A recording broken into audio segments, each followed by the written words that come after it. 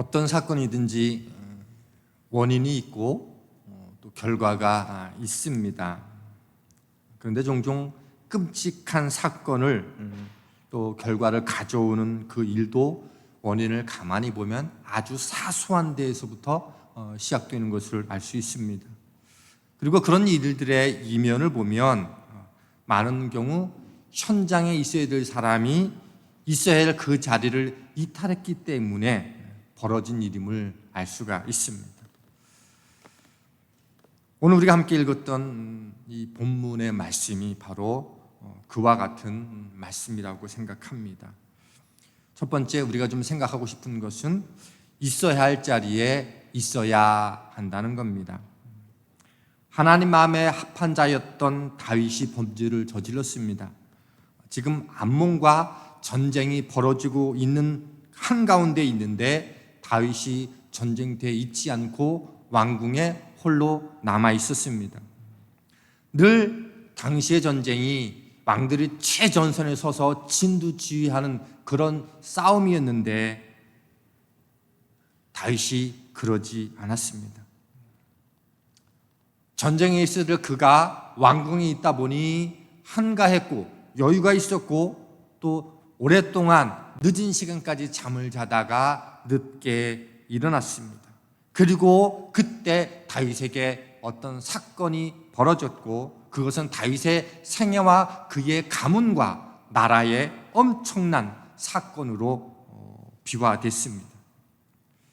늦게 일어난 다윗이 왕궁의 옥상에 올라가서 바람을 쐬다가 목욕하는 한 여인을 목격하고 왕궁으로 불러들였습니다. 그리고 동침했습니다. 그 여인이 자기의 충성스러운 부하인 우리아의 아내인 것을 알고도 또 알았으면 그 여인을 잘 보호해줄 책임이 왕에게 있음에도 불구하고 그는 그러지 않았고요. 그 가정을 처참히 깨뜨렸습니다. 하나님의 일을 한다는 것은요, 무슨 크고 대단한 일을 하는 것이 아니라 세상에서 내게 맡겨진 일, 그리고 내가 있어야 할 그 자리에서 충실히 감당하는 겁니다. 문제와 사건은 늘 내가 있어야 할 자리를 비우고 다른 자리에 내가 가 있을 때 일어나게 됩니다. 내가 있어야 할 자리를 비우고 다른 자리에 가 있다는 것은 단지 그 자리가 공백으로 남겨져 있다라고 하는 것을 의미하는 것만이 아니라 내가 다른 자리에서 엉뚱한 일을 하게 되고 그 엉뚱한 일이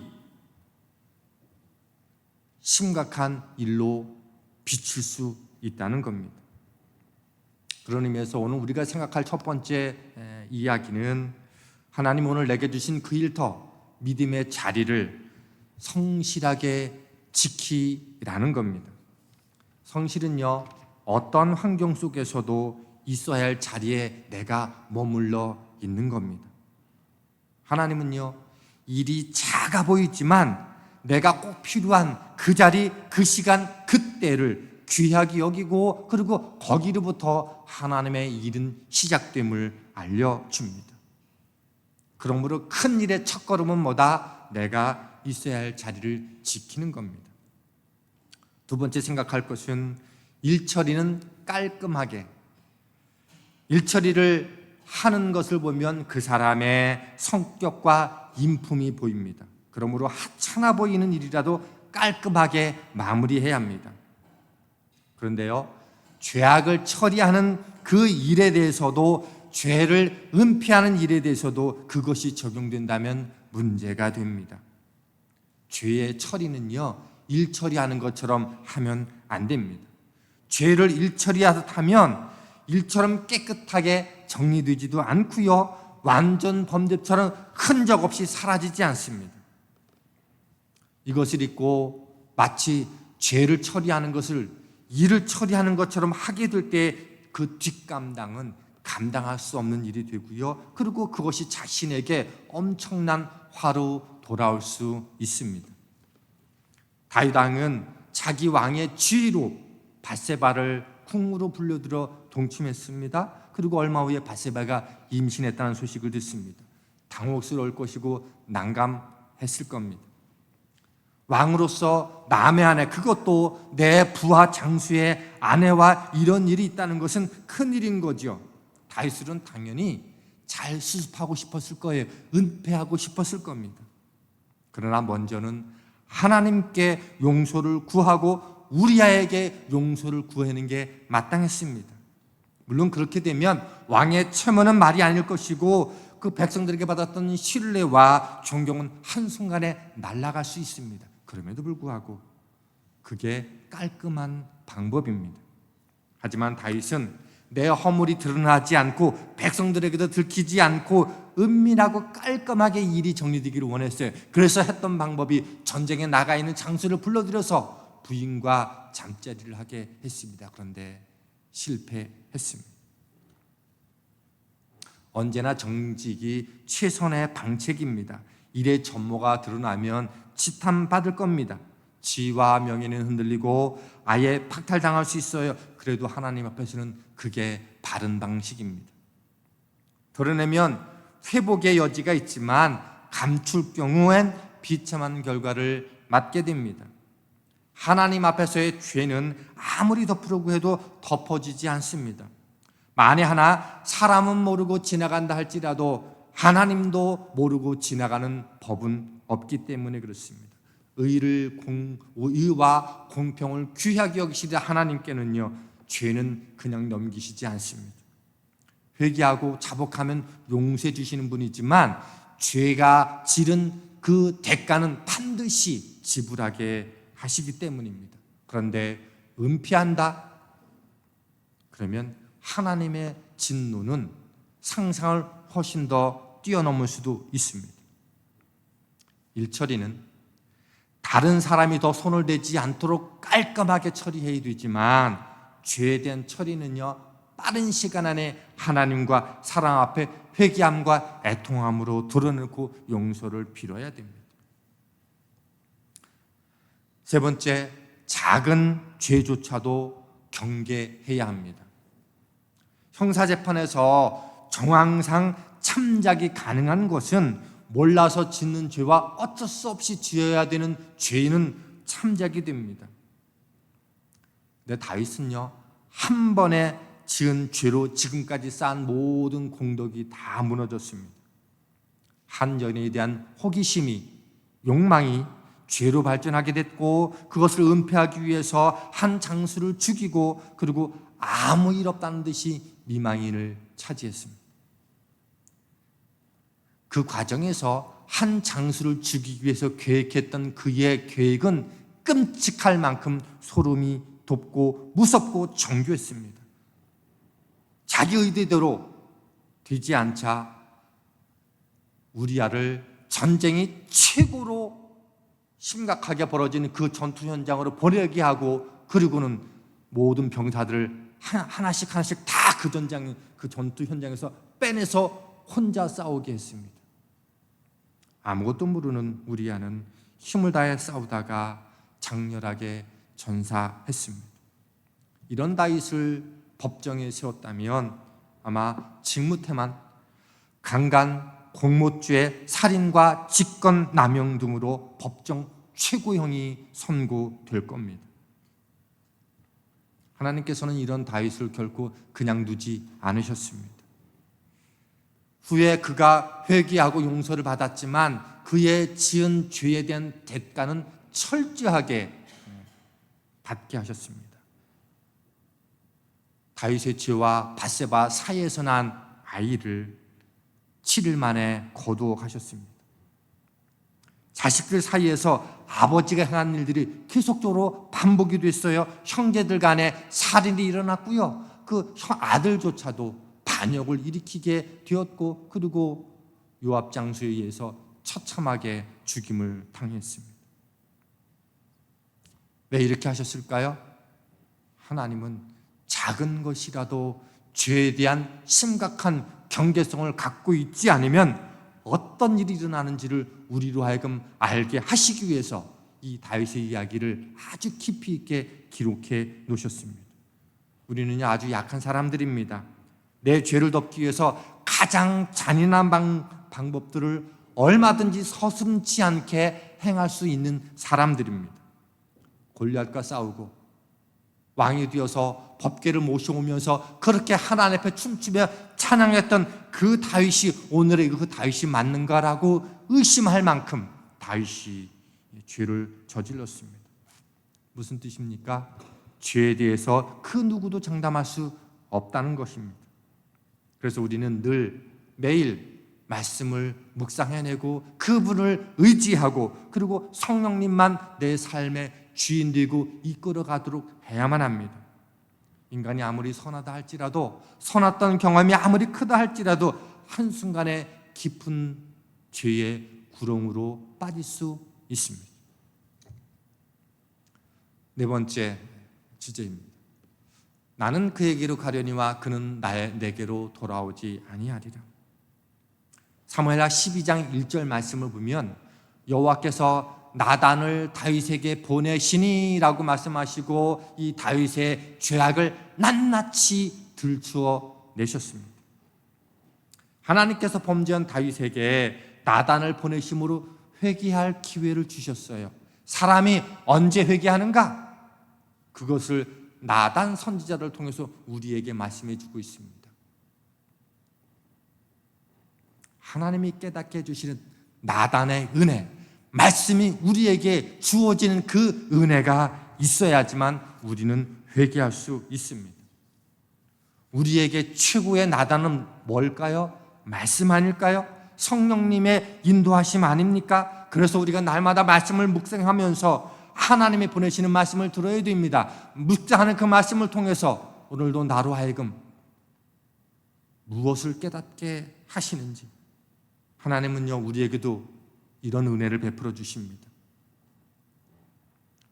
여호와께서 나단을 다윗에게 보내시니 여호와께서 말씀을 나에게 보내시니 라고 하는 이 경험은요 우리도 하여금 매일매일 경험되어야 될 말씀이기도 합니다. 이 말씀이 우리에게 들려주지 않으면 사람이 우리에게 주는 그 메시지는요 화나게 되고 갈등하게 되고 부딪히게 되어지고 원수가 될 수도 있지만 말씀이 우리 가운데 던져지게 될 때는 우리는 비로소 우리를 보게 되어지고 우리의 죄를 보게 됩니다. 하나님은 우리의 기도 중에 찬송 중에 예배 중에 말씀을 듣고 묵상하는 중에 일상의 삶 속에서 말씀을 깨닫게 하시는 방식으로 우리에게 나단을 보내주십니다. 여기에 민감하지 않으면 우리는 은혜의 자리를 피하고 싶어 하고요. 드리려 하지 않고 분명히 들려줬는데 거부합니다. 버티는 겁니다. 회개는 주님이 나를 여러 가지 방식으로 나단 선지자를 보내주시며 깨우실 때에 일어납니다. 마음이 불안해지고 어디를 가든지 무슨 일을 하든지 자꾸 생각나게 하는 방식으로 깨우시는 거죠.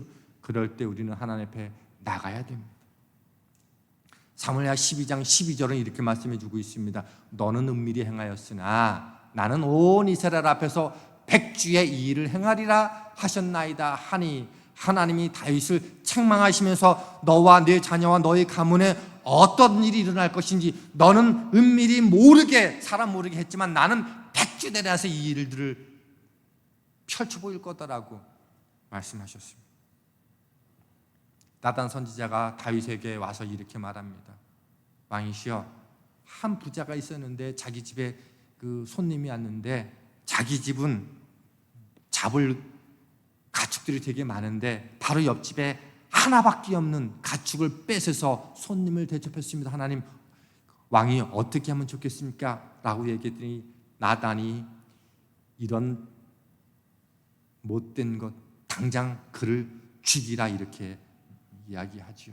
그리고 나단이 말합니다. 당신이 바로 그 사람입니다.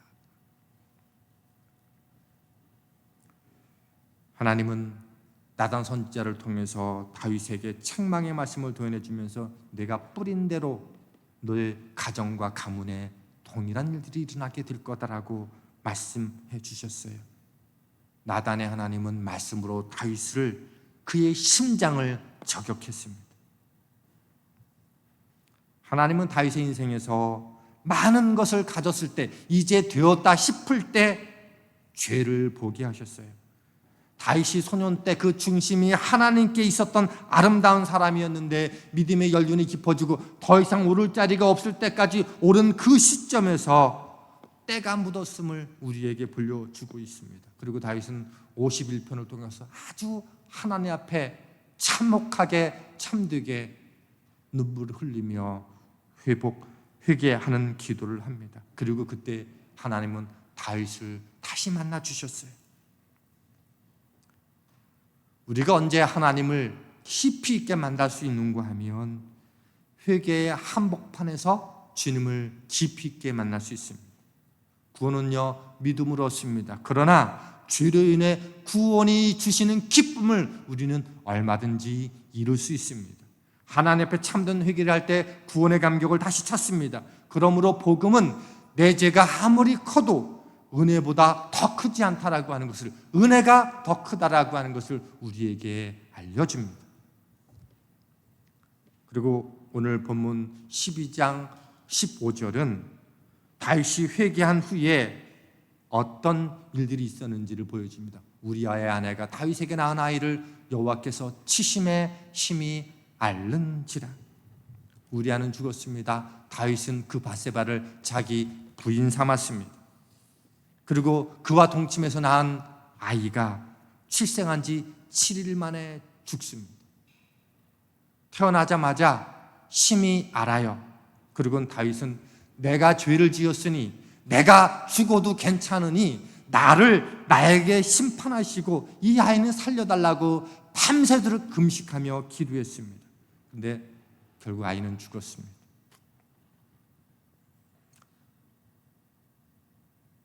이 아이가 죽었는데 금식하며 밤새도록 울며 기도하는 그 다윗을 보면서 신하가 차마 죽었다는 얘기를 하지 못하는데 다윗은 분위기를 통해서 아이가 죽었음을 깨닫습니다. 그리고는 고백하는 말이 사무엘하 12장 23절 말씀입니다. 같이 읽어보겠습니다. 시작. 나는 그에게로 가려니와 그는 내게로 돌아오지 아니하리라. 인플루언서 하준 파파라고 하는 사람이 있습니다. 이 사람이 둘째 아이가 생후 5개월 만에 심장 급성 마비로 하나님의 부름을 받습니다. 그리고 그때 읽은 말씀이 이 본문 사무엘하 12장 23절 말씀이었다고 합니다. 그리고 이 말씀을 듣고 은혜를 받고 내 삶의 이유를 발견했다고 얘기했어요. 이미 죽은 아이가 내게로 올 수는 없지만 살아있는 나는 내 아이에게 갈 수 있는 방법이 있다. 그것은 내가 온전하게 믿음의 자리를 지키는 것이다. 그러나 나는 단지 믿음을 지키는 것으로 겨우 내 아이를 만날 수 있는 방법이 아니라 이 땅에 아버지로 살아가는 동안 살아있는 남겨주신 나를 통해서 믿음 더하여 영향력 있는 삶을 살아가서 나중에 내 아이를 천국에서 만날 때 아버지는 정말 열심히 살았다? 그렇게 말하고 싶어서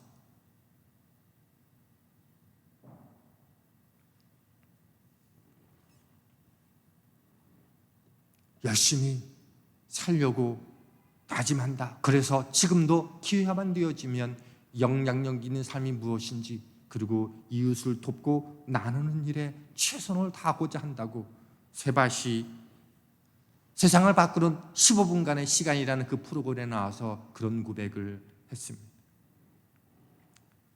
오늘 다윗의 고백이 그런 고백인 거예요. 그 아이가 죽은 아이가 나에게는 올 수 없지만 하나님이 부르셨으니 그 아이에게 갈 수 있는 오직 유일한 길은 내가 믿음의 자리를 온전히 지키고 그것뿐만이 아니라 하나님의 기쁨이 될 수 있도록 돌이킴의 자리에서 내가 바르게 살아가는 것이지, 그렇게 고백을 한 거예요. 그리고는 사무엘하 23장 3절이 우리에게 이렇게 중거해주고 있습니다. 이스라엘의 하나님이 말씀하시면 이스라엘의 하나님이 다윗에게 이렇게 말씀하셨다는 거예요. 이스라엘의 반석이 내게 이르기를 사람을 공의로 다스리는 자 하나님을 경외함으로 다스리는 자여. 다윗을 향해서 뭐라고 하나님이 말씀해 주셨는가 하면 하나님을 경외함으로 온 나라 백성들을 공의로 다스리는 다윗이었다라고 하나님이 인정해 주셨어요. 어떻게 다윗이 그렇게 살아갈 수 있었을까요? 우리가 알고 있는 그 다윗으로 돌아올 수 있었을까요? 그것은 나의 죄 때문에 아무런 죄 없이 죽음을 당해야만 했던 그 아이를 만날 수 있는 그 길, 그것은 내가 믿음의 사람답게 바르게 살아가는 것뿐이라는 사실들을 알고는 전 그때부터 아이의 부끄러움이 되지 않도록 하나님을 경외하고 온 나라 백성들을 정의로 다스리는 삶으로 살아가기로 결심했고, 그렇게 그는 마침내 살아갔습니다. 다윗이 아이의 죽음 앞에서 고통이 아무렇지도 않아서 일어나서 이렇게 고백하는 것이 아니라, 아들은 더 이상 나에게 올 수 없으니 반드시 내가 잘 살아서 그 아이 앞에 부끄럽지 않은 아버지가 되고 싶다라는 고백들을 그렇게 한 겁니다.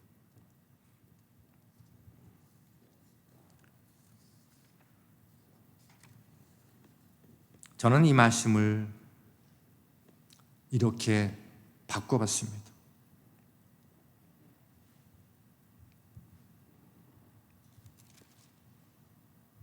나는 그에게로 가려니와 그는 내게로 돌아오지 아니라, 이 말을 나는 부모가 있는 곳으로 갈 수 있지만 부모는 내게로 돌아오지 아니하리라.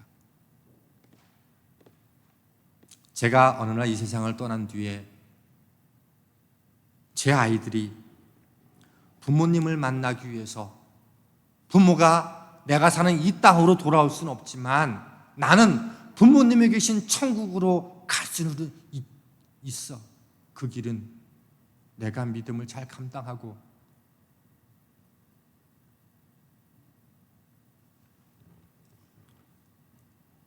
다른 사람에게도 거룩한 영향력을 주면서, 아빠, 나는 단지 믿음을 유지하는 것만으로 끝내지 않고요, 정말 열심히 살려고 애를 쓰고 하나님의 기쁨이 되는 사람으로, 영향력 있는 사람으로 살려고 애를 썼어요.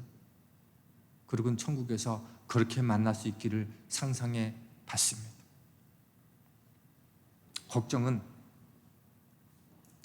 제 딸과 아들이 천국에 있는 아빠를 보고 싶어 할까? 나 그런 아빠라면 천국에 가고 싶지 않아라고 말한다면 너무너무 마음이 아플 것 같다는 생각을 했어요. 그래서 살아있는 동안에 정말 잘 살아야 되는구나, 많이 많이 아껴주고 사랑해서 그 그리움 때문에 아빠가 있는 천국에 나도 가고 싶다라고 하는 고백들을 제 아이들이 할 수 있다면 얼마나 좋을까? 말씀을 준비하면서 그런 생각들을 했습니다. 내가 알던 그 다윗이 맞나 싶을 정도로 다윗이 인생에 실수가 있었어요. 그럼에도 다윗은 죄의 대가를 철저하게 감당하면서 아픔을 인생의 디딤돌로 삼았습니다. 그리고 회개한 이후에 회개에 걸맞는 삶을 살았습니다. 하나님을 경외하기를 기뻐했고 백성들을 공의로 다스린 일을 최선을 다했습니다.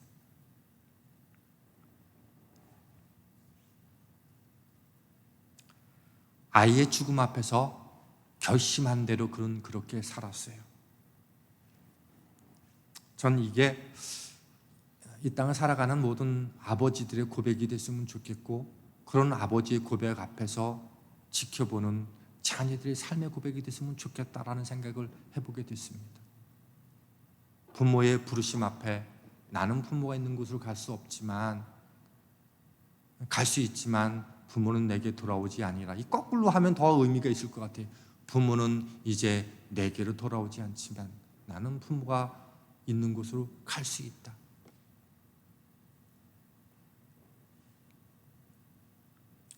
다윗의 마지막 결단과 삶처럼 저와 여러분 안에서도 이런 믿음의 축복이, 결단의 축복이, 삶의 축복이, 또 가정의 축복이 가득하게 되기를 주님의 이름으로 축원합니다. 기도하겠습니다.